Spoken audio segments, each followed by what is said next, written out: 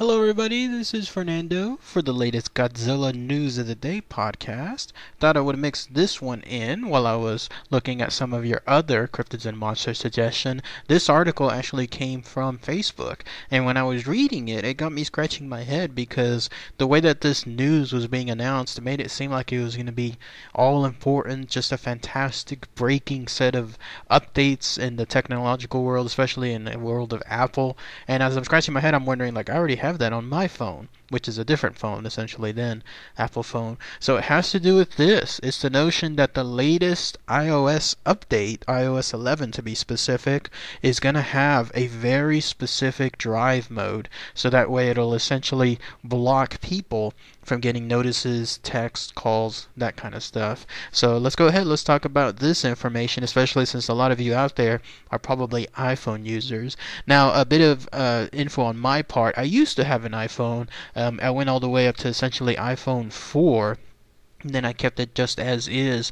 But then after a while I realized the kind of con or the game that Apple was playing, because essentially if you go up to a certain point and then just leave it as is like I did, Apple will force you to get into newer phones because they'll basically start updating the software for the older phones. And I was running into that a lot. So I switched over to Android. In my case, mine is just a cheap $40 phone. It's a ZTE Maven 2 to be specific. Love it though. It does everything I need, everything that essentially I do with my travels, my YouTube channel, my Facebook page, everything, games, whatever is the case. And so I'm so happy with this. I still don't ever understand the notion of paying like $1,000 for a phone when, like in my case, a $40 phone basically does the same trick. It has voice commands, it has voice to text. I can pretty much do anything that pretty much a iPhone user has. And then the one thing, of course, that I found out in it was, since it's AT&T, it has what's called the AT&T Drive mode, and as soon as I turn it on, it'll automatically, if I leave it just even in the background, it'll automatically, non-stop, anytime I'm moving faster, in this case than 15 miles per hour, it'll kick on and it'll ensure that anybody that is texting me or anybody that is calling me immediately just gets an alert, and it tells them that I'm driving, a quick message, and when I can respond back, and then that's it. So to me, that was just standard feature. It was free, like it already came with the phone. And I just left it on as is. One little bad thing about it though is it doesn't recognize or allow YouTube, which is something that I play a lot whenever I travel throughout my hours in Texas on the road, because I love putting audiobooks and other type of very long videos, the kind that essentially are audio versions of things on through the stereo. But in that case, that's the only problem, the only caveat, but otherwise it is picture perfect. So when I saw this article stating that lo and behold there's going to be a huge new breakthrough in the world of Apple with their latest iOS update 11, and in this case doing something that'll deactivate notices and then make sure that there's messages being sent off when you're driving, I'm scratching my head wondering, is this new? Like, is this big in the world of Apple? Somebody might have to clue me in on this, because I guess all those other updates, the iOS 8, 9, 10, whatever, all of them just basically ignored that basic feature. And then now with this one, it'll absolutely take care of the same stuff that's already on my phone. For example, it's the same features. Whenever you have the phone activated, there will automatically be some kind of do not disturb while driving mode that'll be set. You can set it for basically to be in the background, so like my phone does.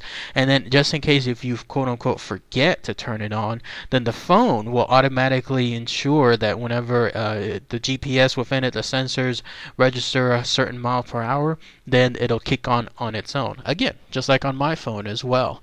And then the other thing too is that it's supposed to allow, if you have stuff involving Bluetooth, like let's say you have directions through Bluetooth, or you have music playing through Bluetooth, Pandora, whatever is the case, then it'll allow that system too, and then it should allow Wi-Fi. Now the one thing that does stand out with this, I wonder how this is going to work, but apparently it's supposed to recognize the driver, in other words on their phone, and it will prevent them from doing it, but it's supposed to allow passengers to innocently use the phone. Now how that's going to distinguish, who knows. If it's able to register the difference between a few feet from the driver's seat to the passenger seat, now that will be impressive. But I think it's good, like something else entirely different, like the way the article was stating, and I'll include the link below on this. It kind of leaves it just worded a little bit vague, so it remains to be seen. My phone already does something along those lines. Like I can do, even on drive mode, I can do just the basic Google Maps, and it'll play directions on there, and it'll allow music to play on there too. As anything I can hook up to the phone, music-wise, perfectly fine. The only thing I mentioned again was YouTube. That's the only one that's a little bit of a glitch. But yes, when I was reading this, I was thinking to myself, wow.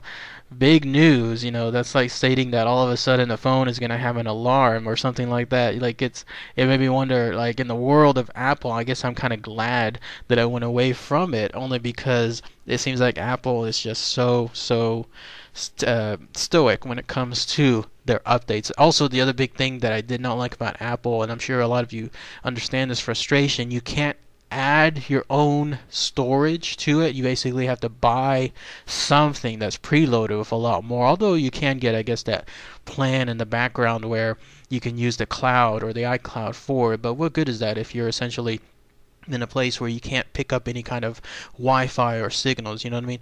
And then the other thing is you can download, of course, any apps, basically almost like jailbreak type when it comes to Droid, while with the Apple one you have to do the actual jailbreak itself in order to be able to do some stuff that you want to do outside of the phone. So interesting, though, completely different worlds that I experienced between Apple and Android, and I must say I'm still more favored now on the Android side than on the Apple. But that's it. That's pretty much the big news. So those of you that are still iPhone users, guess what?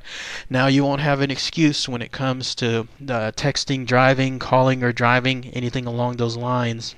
I, for one, I'm very happy that Apple is taking this stance, only because it is, again, so dangerous for people to do this. Here in Austin, every day I see people holding their phones, looking at it while they're driving. It frustrates me to no end that people do that. I have my phone resting on the console, and that way I'm not distracted. It's just simply there, and again, with the drive mode, everything is perfect. But others, nope, they don't care at all. They'll just simply look at their phone, place that all important text that can't wait till the last minute and in order to get to their destination, and then ignoring the lives that they're doing, that they're endangering along the way. One of those people, who knows, something might happen one day where I might get rear-ended or I might get slammed, who knows, whatever is the case. But the day that happens, I'm gonna see about what can be done as far as legal compensation, whatever is the case. Maybe that's another reason why Apple is doing this, because maybe they foresee a huge shift along those lines where people can start taking phone companies directly for not installing this type of software to prevent these totally preventable accidents. So anyways, just my 2 cents on that regard. So alright, everybody, thanks again as always. Take care.